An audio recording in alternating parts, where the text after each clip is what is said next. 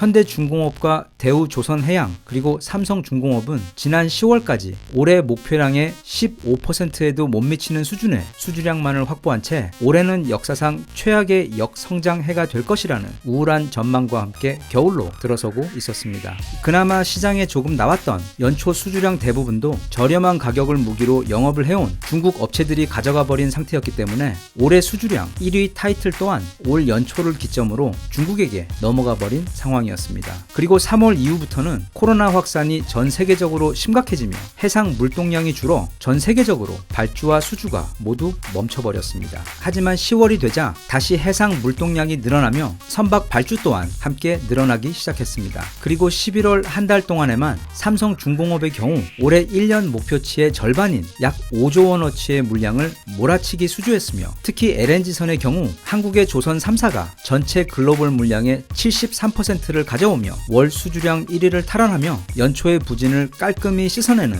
실적을 올렸습니다. 연초와는 달리 연말에 와서 이렇게 한국에게 수주가 몰린 여러 이유 중 하나는 그동안 싼 가격을 무기로 시장을 공략했던 중국의 기술력 문제가 국제적으로 대두되며 크게 신뢰를 잃었기 때문입니다. 예를 들면 그동안 한국에게 수주를 맡겼던 프랑스의 CMA CGM은 중국이 대당 약 1,500만 달러 저렴한 가격을 제시해오고 또 중국 정부가 다양한 금융 혜택까지 지원하자 LNG 추진 초대형 컨테이너선 9척을 한국 대신 중국에게 발주했습니다. 하지만 중국에서 기술력이 부족해 1년이 넘도록 배를 완성하지 못하고 있다가 나중에는 한국 조선사들에게 배를 함께 완성해달라고 요청까지 해왔고 또 한국 조선사들은 당연히 그 요청을 거절하면서 현재 선박 인도 시점이 1년 반을 훌쩍 넘긴 상황에서도 선박의 인도 여부가 알 수 없는 상황이라 프랑스 CMA CGM은 조만간 모든 배의 주문을 취소할 수도 있는 것으로 알려졌습니다. 이 사건으로 인해 중국 조선업은 신뢰도에 있어 커다란 타격을 받게 되어 특히 가장 높은 수준의 기술력이 요구됨과 동시에 또한 높은 수준의 이익을 보장해주는 LNG 추진선의 경우 앞으로의 수주가 매우 어려울 것으로 예상되고 있습니다. 일본의 상황 또한 전혀 좋지 않습니다. 지난 2013년 인도양 한가운데서 정말 무슨 영화의 한 장면처럼 깔끔하게 두동강 나버린 일본의 MOL 컴포트 소속 선박이자 미쓰비시 중공업이 건조한 컨테이너선 사건의 악몽이 채 가시기도 전에 올해 7월 25일 일본의 유니버셜 쉽빌딩 코퍼레이션에서 건조한 와카시오호가 아프리카 동부 모리셔스 앞바다에서 좌초되어 약 2,000톤의 기름을 바다에 유출시킨 후 지난 2013년의 경우처럼 두동강 나버린 사건이 벌어져 중국과 마찬가지로 국제 조선업 시장에서 그 신뢰도에 치명적인 타격을 입은 상태입니다. 이건 여담인데 사실 올해 7월 모리셔스 앞바다에서 좌초된 선박의 경우 배 자체의 성능 문제 때문에 좌초된 것은 아니었습니다. 모리셔스 해양관제센터의 반복된 경고에도 불구하고 너무 해안 가까이 배를 바짝 붙여 운행을 하다가 결국 낮은 수심의 산호초 지대에 배 아랫부분이 걸리면서 좌초되어 결과적으로 주변의 자연 생태계가 돌이킬 수 없는 수준으로 오염돼 버리는 결과를 만들어냈는데 나중에 사고를 수사하면서 밝혀진 사실이 반복된 경고에도 불구하고 선원들이 계속 해안선에 바짝 붙어 운행을 한 이유가 바로 무료 와이파이를 사용하려고 그랬다는 어이없는 사실이 알려졌습니다. 참고로 지난 2007년 우리 태안 앞바다에서 벌어진 기름 유출 사고 때에는 이 모리셔스 사고보다 무려 6배가 많은 기름이 유출되었었지만 대략 7년 만에 모두 원상태로 복원해냈습니다. 하지만 현재 모리셔스의 경우 태안에서와 같은 기적은 기대할 수가 없어 그 복원에만 대략 수십 년이 넘게 걸릴 것으로 예상되고 있습니다. 아무튼 이처럼 중국의 기술력 한계가 처절하게 드러나며 국제적으로 망신을 당하고 있고 일본 배들 역시 가뜩이나 한국에게 추월당한 지 오래인데 최근 모리셔스에서 치명적인 좌초 사건까지 겹쳐 안전성을 최우선으로 하는 LNG 선박 발주 회사들은 현재 돌고 돌아 다시 한국의 조선사들로 모두 돌아오고 있는 중이라 현재 수주가 몰리고 있는 것입니다. 그런 국제적 흐름을 증명이라도 하듯 올 한 해 글로벌 LNG선 수주량에 있어 한국이 총 46척을 수주하는 동안 중국은 5척 그리고 일본은 단 한 척도 수주하지 못했습니다. 이제 중국은 신뢰를 잃었고 일본도 안심할 수가 없는 상황이라 남은 건 오직 대한민국밖에 없습니다. 따라서 내년에도 한국 조선업의 독식이 이어질 것으로 어렵지 않게 예상되고 있는 아주 기분 좋은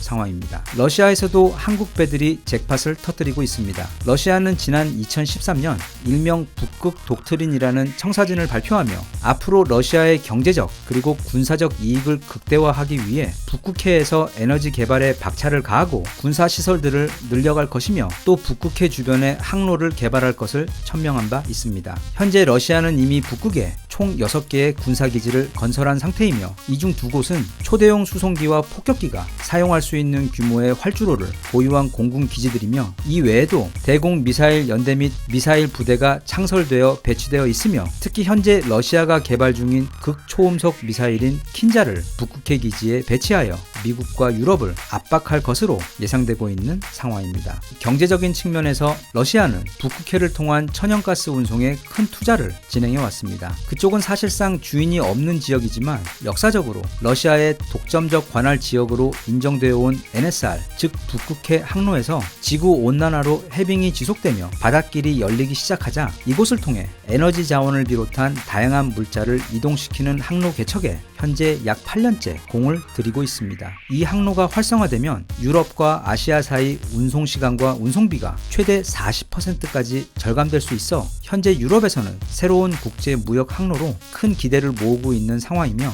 이 항로가 본격적으로 활성화되면 대한민국 역시 최대 수혜 국가 중 한 곳이 될 예정입니다. 하지만 현재 얼음이 녹는 7월부터 10월 사이를 제외하곤 쉐빙선을 제외한 일반 배는 다닐 수 없어 러시아는 지난 2014년 대우조선해양에게 쉐빙선과 LNG 운반선을 결합한 세계 최초의 쉐빙 LNG 운반선 건조를 의뢰합니다. 그리고 대우는 그때 러시아가 발주한 15척 모두를 성공적으로 인도하며 신뢰를 쌓게 되고 러시아는 국영 에너지 회사인 노바텍을 통해 최근 삼성중공업에게 작년에 발주한 5척에 이어 10척의 쉐빙 LNG 운반선을 추가로 발주하여 작년과 올해 총 5조 4천억 원 규모의 발주를 하였고 대우조선해양에게도 약 4조 5천억 원 규모의 12척을 발주하는 등 현재 러시아에서 제작하고 있는 모든 쉐빙 LNG 운반선을 한국 조선사들이 독식하고 있는 상황입니다. 이건 대우가 러시아의 요청으로 세계 최초의 쉐빙 LNG 운반선을 개발한 때문이기도 하지만 최근 들어 삼성은 앞으로만 얼음을 깨며 나가는 것이 아닌 앞뒤 양방향으로 얼음을 깨며 이동할 수 있는 세계 최초의 양방형 쉐빙 LNG 운반선 개발까지 성공하는 등 한국 조선업의 기술력이 그냥 넘사벽이기